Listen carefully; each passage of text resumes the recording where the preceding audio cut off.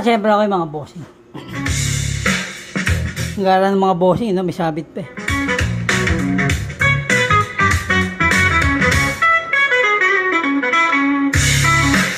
Siyempre dito tayo sa ating sound check, mga bossing. Dami natin sa sound check, siyempre hindi natin maaraw-araw, no? Pero nakaload ngayon, ang sinasound check natin ay sa taas yung Dytone na DDSS double drive speaker system at yung Akai P-Cross A to D. Yan yung sabi ko yung kumbaga Omnay yung kanyang bato ng tunog, yung basta yun na yan. And then yung P2 na Panasonic at yung Decaltech na ABS P201. Siyempre powered dyan itong ating yan, Ranzel na ampli. Pero pinatay mo natin yung sub nito. So ito lang gumagana.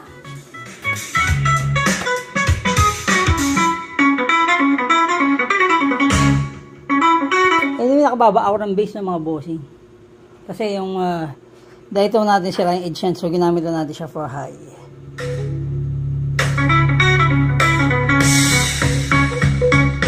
Padangat. Oh.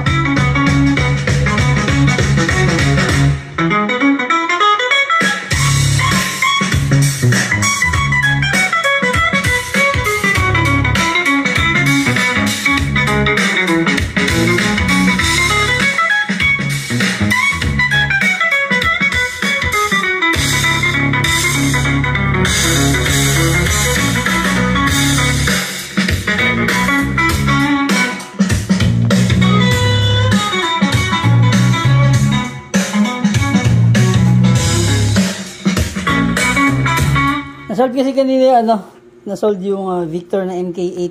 Actually yung ginagamit natin at saka yung Panasonic na yan yung black. So hindi pa natin naman na-test nung dumating, kaya ito ating sinalang.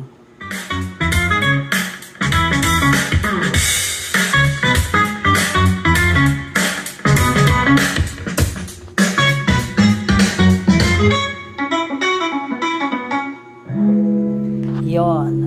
Kaya siyempre, may pagkakaiba, may difference, lahat ng mga ginagamit natin speaker, siyempre may kanya-kanyang characteristics. So, ano pang gagawin natin pag gano'n mga bossing? Let's rock and roll.